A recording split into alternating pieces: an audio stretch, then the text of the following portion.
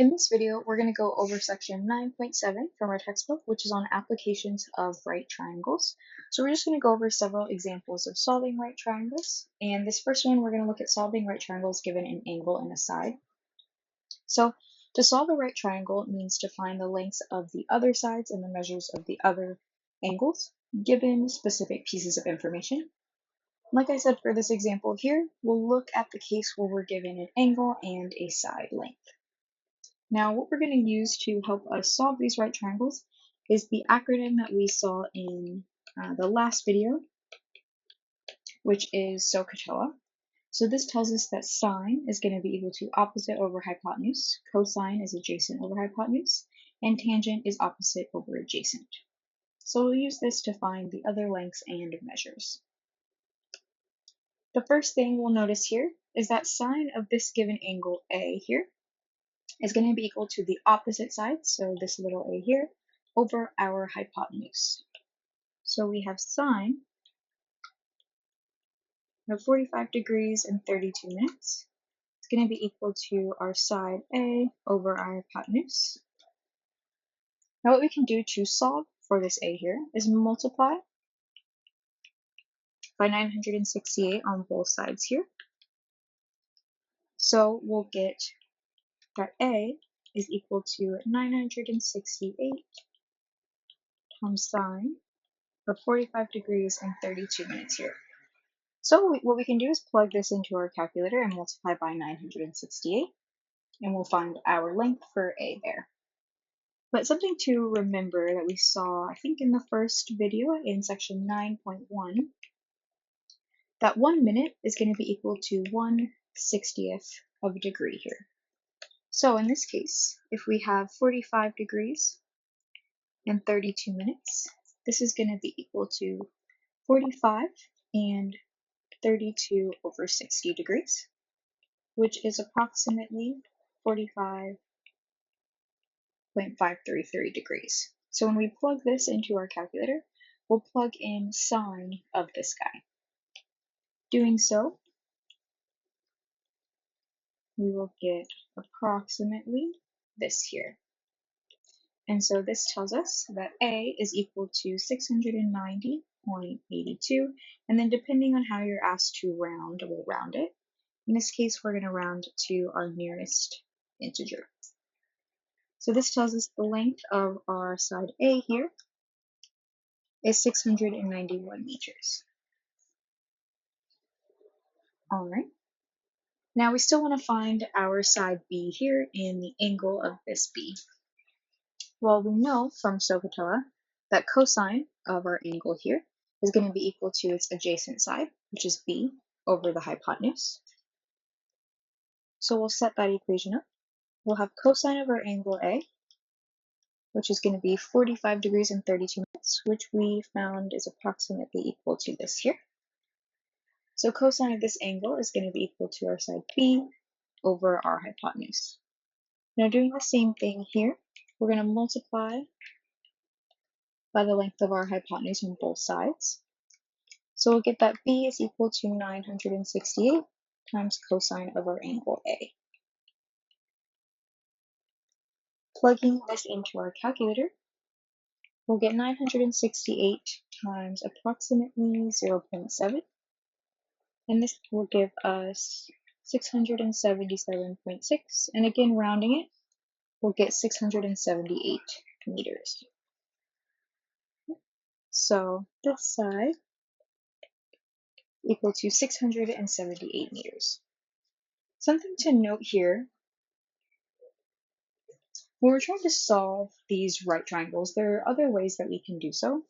For example, we could also use the Pythagorean theorem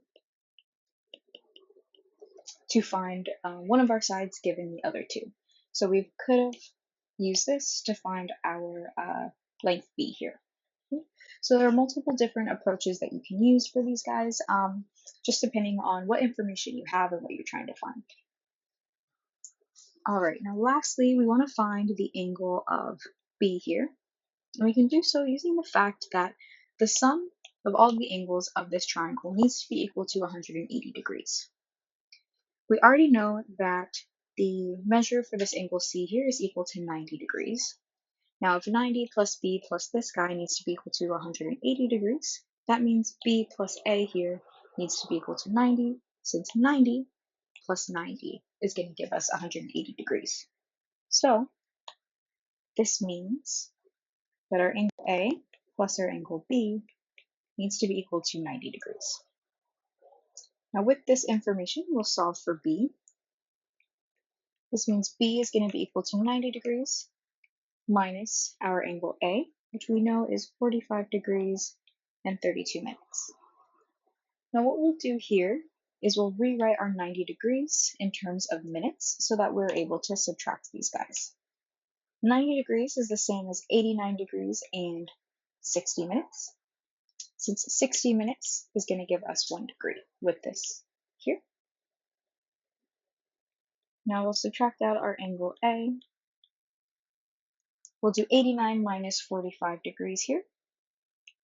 This will be 44 degrees, and then 60 minutes minus 32 minutes is 28 minutes. So this will be the measure for our angle B here. All right, so we can do something similar. We want to solve a right triangle given just the length of two sides. So in this example here, we're given the length of A here and the length of B here. Now the first thing that we can do is solve for this side C using our Pythagorean theorem that I mentioned in the last example. A squared plus B squared is going to be equal to C squared. This tells us that C is going to be equal to the square root of A squared plus B squared. So plugging this information in, for A we have 77.9 squared, and then for B squared we have 41.4 squared. The square root of 77 squared plus 41.4 squared is going to be the square root of this guy, which is going to be approximately equal to 88.1 yards. And in this case, just rounding it to one decimal place here since our measures were given with one decimal place. Alright, so now we have the length of all three sides. And so we want to find the measures of angle A and angle B here. Well, we know that sine of this angle A here is going to be our opposite side over our hypotenuse. We're given our opposite side and we just found our hypotenuse. So plugging this information in, we'll get sine of this angle is going to be equal to our opposite side over our hypotenuse. Now what we want to do is get this angle A alone. We're going to solve for this guy by using our inverse properties. We saw this in the last video, I believe, but if we have sine of some angle is equal to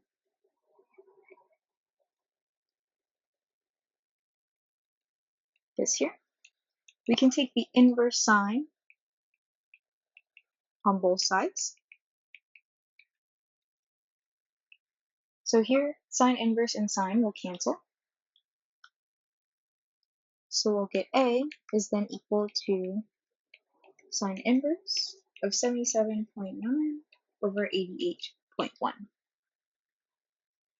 Now this tells us, plugging this into our calculator, that our angle A is going to be approximately equal to 62.1838 degrees. Now, depending on how we want to round this, in your homework, it might ask you to round this to the nearest 10 minutes. In that case, this will be 62 degrees in 10 minutes.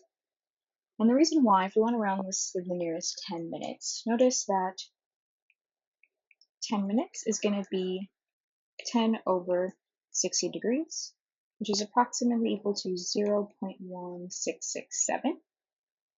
And this 0.18 here, the closest 10 minutes would be actually 10 minutes if we were rounding this guy here. Okay, so just be careful with the way that the questions to round it. Okay.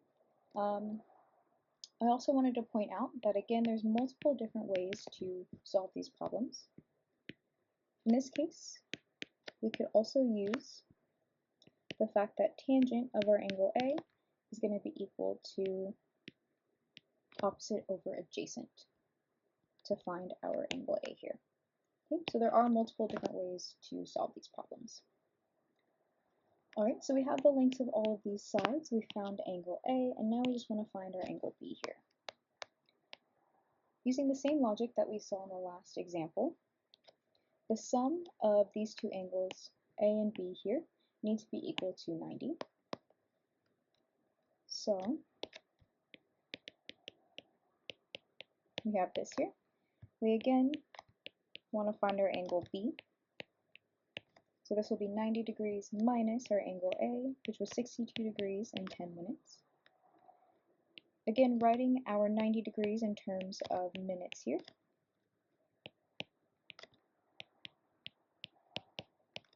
We get this.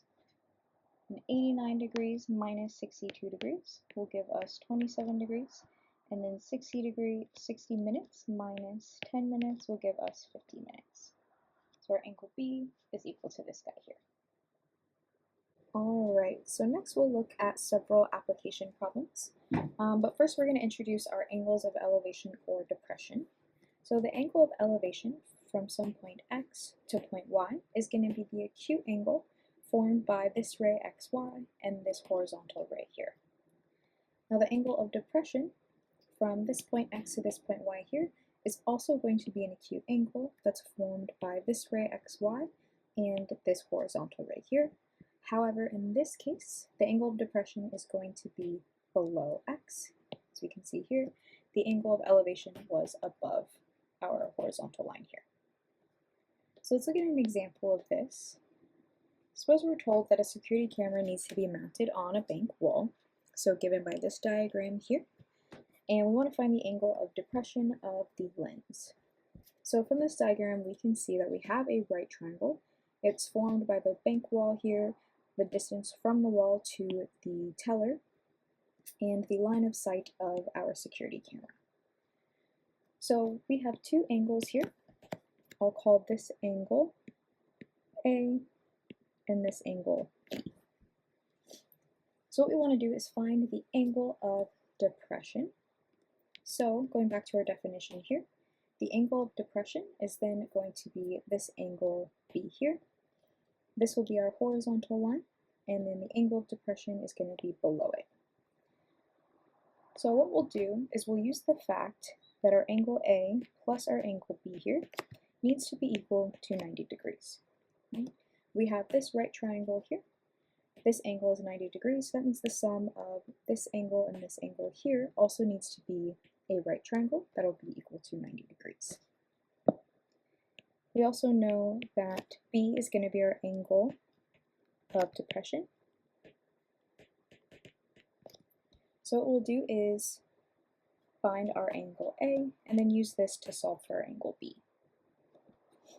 Notice that our angle A here, we can use our tangent function to figure out the measure for this guy, because we're given the lengths of these two sides here, and we know that tangent of this angle is going to be opposite, so this guy, over our adjacent side, so this guy. So tangent of A is going to be equal to 11.17 over 5.31. Now, similar to our last example, we can use our inverse functions to solve for angle A here. So we'll take the inverse for tangent inverse on both sides.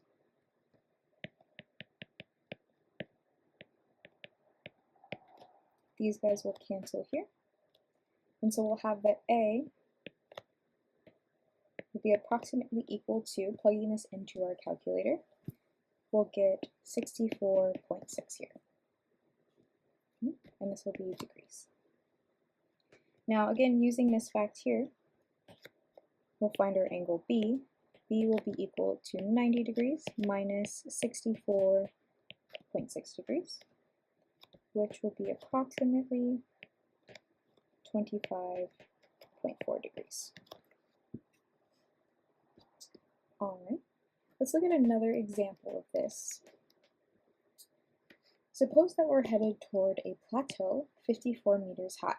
If the angle of elevation to the top of the plateau is 20 degrees, we want to determine how far we are from the base of the plateau. So with these problems, it is important to set up a diagram if you're not given one. I've done that here.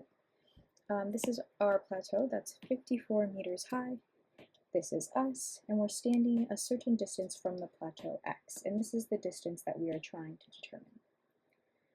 Now, if our angle of elevation to the top of our plateau is 20 degrees, this tells us this angle here, this will be our angle of elevation, is going to be 20 degrees. This is the angle of elevation, so if this is our horizontal line here, our angle of elevation is going to be above it, and it's the angle that we're making with the top of our plateau. Alright, so if we want to find this length x here, we're again going to use our tangent function, because if we were to take tangent of this angle here, this will be our opposite side over our adjacent side, and then we can solve for our adjacent side x. Now the opposite side is going to be 54 meters, right? This is the height of this plateau. So we'll have tangent of our angle of elevation is going to be equal to our opposite side over our adjacent side. So what we'll do here is multiply by x on both sides. So we'll get x times tangent of 20 is equal to 54, and then to solve for x, we'll divide by our tangent function on both sides.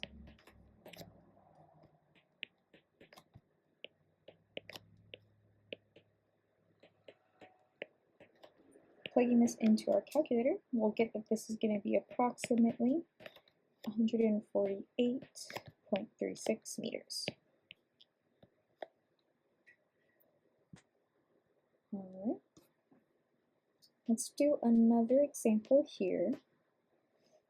We're told that the angle of elevation from a point on the ground to the top of a pyramid is this here. So this will be our point on the ground, and this is the top of our pyramid. Then the angle of elevation from a point 146 feet further back from this point, so right about here, to the top of the pyramid is this here. And what we want to do is find the height of this pyramid.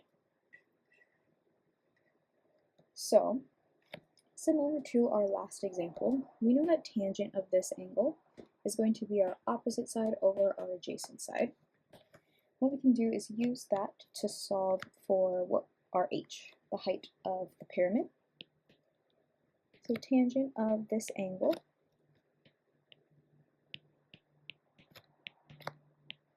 is equal to this here. We'll multiply by x on both sides, and we'll get our height alone.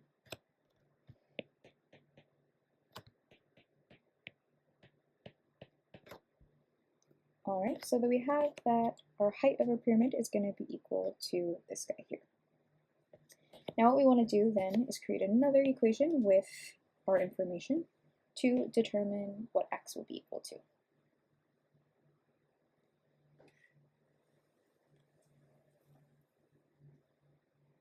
So what we can do here is use the fact that tangent of this angle here is going to be equal to our opposite side, so that'll be our height, divided by our adjacent side of this angle. Now notice the adjacent side is going to be this entire thing here, so this will be 146 feet plus this unknown x value. So now we want to solve for h again. We'll multiply by this on both sides. Doing so, we'll get that h is equal to 146x plus x times tangent of this angle here. Alright, now notice we just found another equation for h here.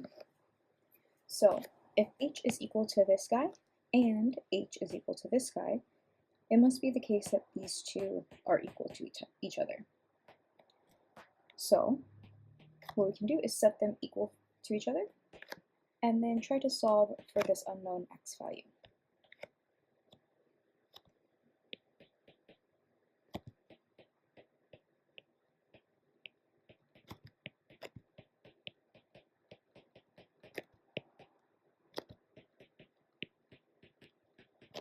All right, so the first thing I'll do here is simplify this right-hand side. So we'll multiply tangent to 146 and this x term here. So we'll distribute to both of these terms in our parentheses. We'll still get this on the left-hand side. This will be equal to 146 times tangent of this angle plus x times tangent of this angle. Now, remember, we're trying to find our unknown x value, so let's try to get our x terms all on one side. We'll do that by subtracting this guy to both sides.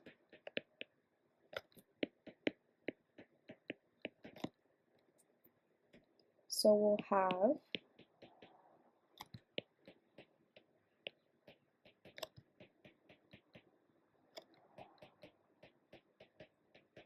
this here, which will be equal to 146 times tangent of this angle.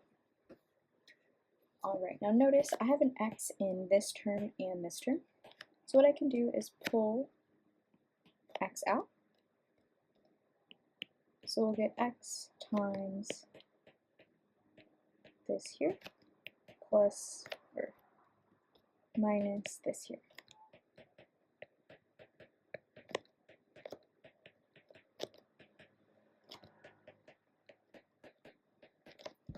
All right. Now notice the last thing that I can do to completely solve for x is divide by this whole term on both sides. Doing so, go on the next page here, we'll get x is going to be equal to this divided by this whole thing.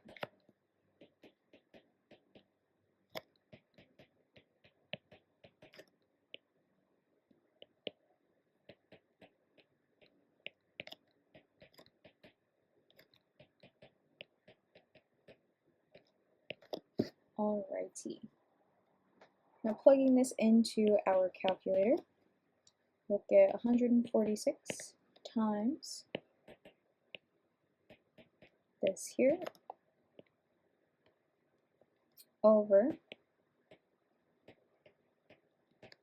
tangent of our first angle minus tangent of our second angle.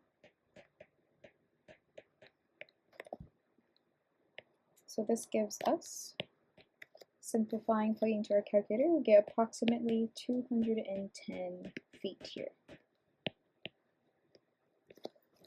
Alright, so what we did was we solved and found our unknown x value here. Now that we know this guy, what we can do is use this first equation that we found to find the height of our pyramid. So plugging x into that equation,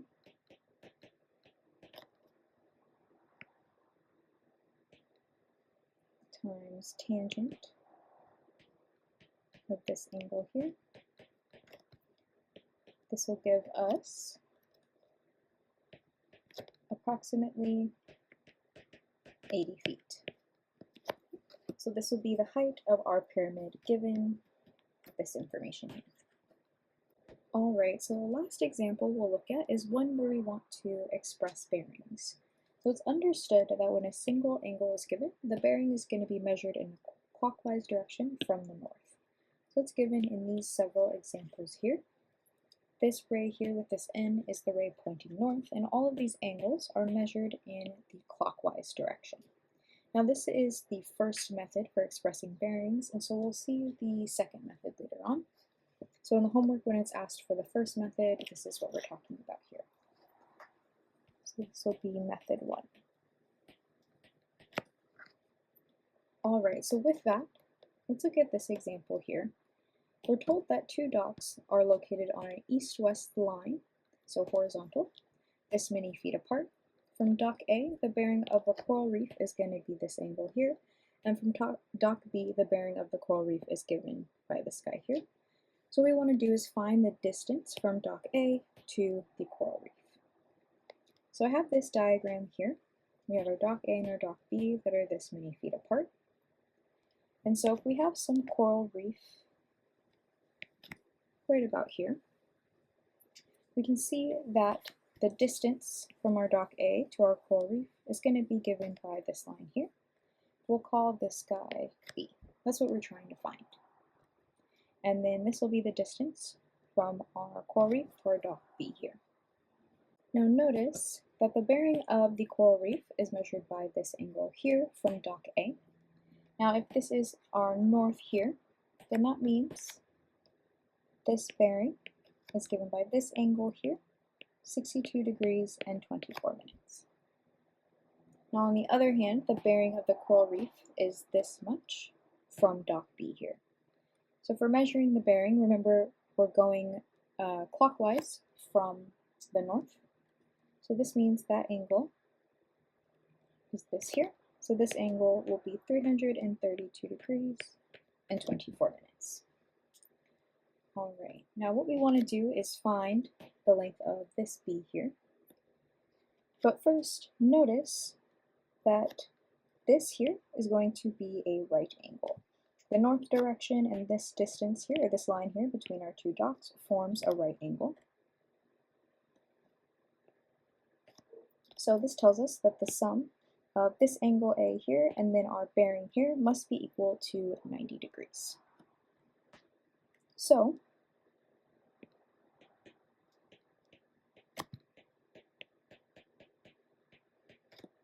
if we want to solve for A and find the measure of that angle,